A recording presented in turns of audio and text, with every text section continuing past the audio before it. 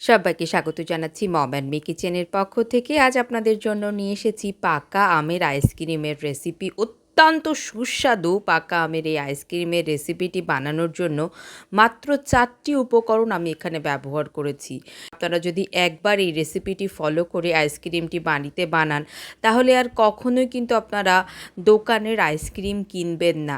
এতটা টেস্টি এবং এতটা সহজ এটাকে বানানো। হিমসাগর আম মিষ্টি হয়, কালারটাও কিন্তু সেরকমই আসে, তাই হিমসাগর আম নিয়েছি। তো প্রথমে একটা মিক্সার জারে আমি এখানে 1 কাপ গুঁড়ো দুধ নিয়ে নিচ্ছি। আপনারা কাপ বা বাটি যে কোনো কিছু মেজারমেন্ট করেই বানাতে পারেন। এখানে আমি 1 কাপ গুঁড়ো দুধ দিয়ে দিয়েছি, 1/2 কাপ গুঁড়ো করে রাখা চিনি অর্থাৎ পাউডার সুগার 1/2 কাপ।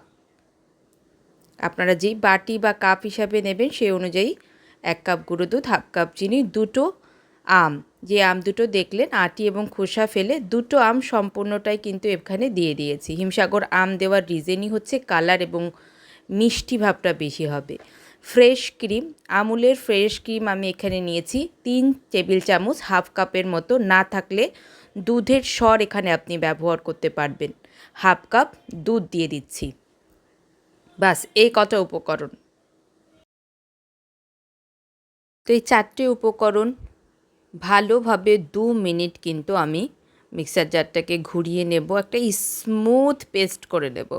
অবশ্যই ভিডিওটিতে আপনারা দেখতে পাবেন যে কেমন একটা ঘনত্ব, কনসিস্টেন্সি কেমন হবে। দেখতে পাচ্ছেন নিশ্চয়ই। আমি চামচের সাহায্যে একটু উঁচু করে দেখিয়ে দিচ্ছি। দেখুন রেডি হয়ে গেল।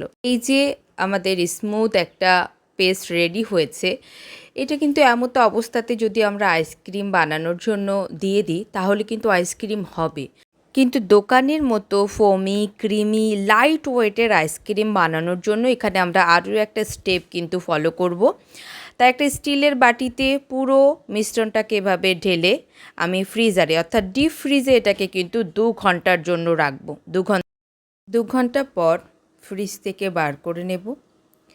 বার করে নিয়ে দেখুন এরকম কিন্তু একটু জমা জমা হবে।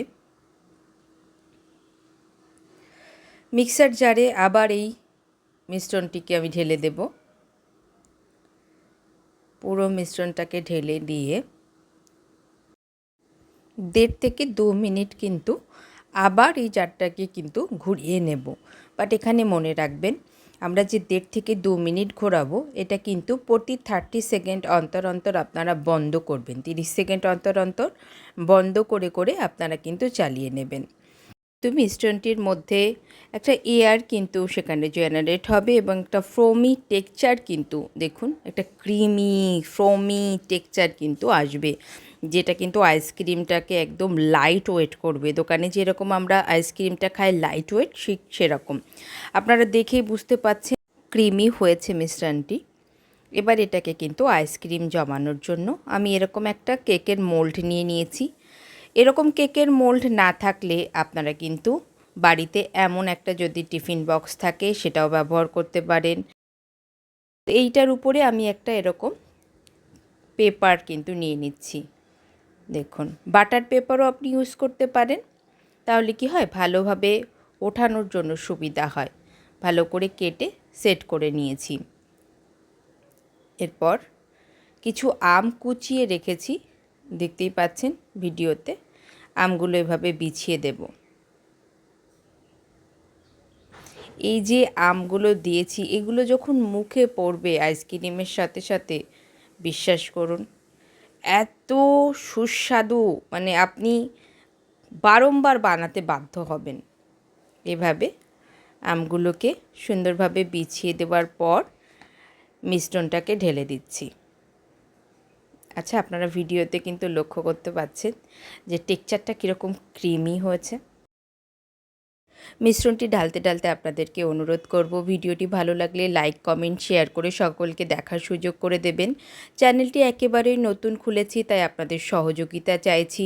চ্যানেলটি যদি এখনও সাবস্ক্রাইব না করে থাকেন, অবশ্যই চ্যানেলটি সাবস্ক্রাইব করে আমার পাশে থাকুন। এরকম নিত্য নতুন অনেক রেসিপি পাওয়ার জন্য আপনাদের সহযোগিতায় আমি সামনের দিকে এগিয়ে যেতে চাই। তাই চ্যানেলটিকে সাবস্ক্রাইব করে সহযোগিতার হাতটা বাড়িয়ে দিন।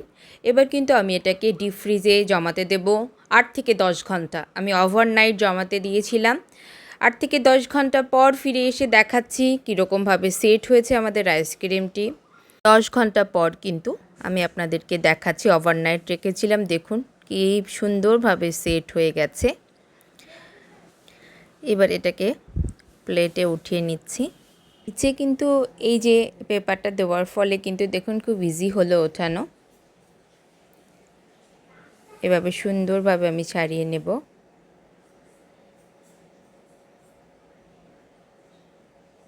উপরের পেপারটা সরিয়ে দিলাম, দেখুন কি সুন্দর সেট হয়েছে, দেখতে যেরকম অসাধারণ লাগছে। বিশ্বাস করুন, আমি বারবার বলছি যে আপনারা সবাই, অনুরোধ রইল আমার কাছে যে একবার আপনারা বাড়িতে এভাবে ট্রাই করুন। ফ্রেশ ক্রিমটা আপনাকে কিনতে হবে, যদি ফ্রেশ ক্রিম না কিনতে চান অসুবিধা নেই। 3 থেকে 4 চামচ দুধের সর ফ্রেশ ক্রিমের পরিবর্তে আপনি ব্যবহার করুন, সেম টেস্ট আসবে, সেম টু সেম টেস্ট। এবার এভাবে ছুরির সাহায্যে পিস পিস করে কেটে নিচ্ছি। চাইলে আপনারা স্কুপও করতে পারেন, বাট এই আইসক্রিমটা জেনারেলি এভাবে পিস করে কেটে খেলে কিন্তু ভীষণ সুন্দর লাগবে বলেই কিন্তু উপরে এতটা পরিমাণ আমের একটা আমি লেয়ার দিয়েছি। তো অবশ্যই আপনারা বাড়িতে বানিয়ে টেস্ট করুন, করার পরে অবশ্যই কিন্তু আমাকে কমেন্টস করে জানাবেন আপনাদের কেমন লেগেছে। আপনাদের কমেন্টসের কিন্তু আমি অপেক্ষায় থাকব। এছাড়াও কিন্তু আরও একটা পাকা আমের আইসক্রিমের রেসিপি আমার চ্যানেলে দেওয়া আছে, সেটাও কিন্তু আপনারা চেক করতে পারেন। আরও অনুরোধ করছি ভিডিওটিতে অবশ্যই একটি লাইক, কমেন্ট, শেয়ার করে সবাইকে দেখার সুযোগ করে দেবেন। চ্যানেলটি সাবস্ক্রাইব করে অবশ্যই আমার পাশে থাকুন। তো অসংখ্য ধন্যবাদ, দেখা হচ্ছে নেক্সট আরও একটি রেসিপিতে। ততক্ষণের জন্য সবাই ভালো থাকবেন, সবার সুস্থতা কামনা করছি।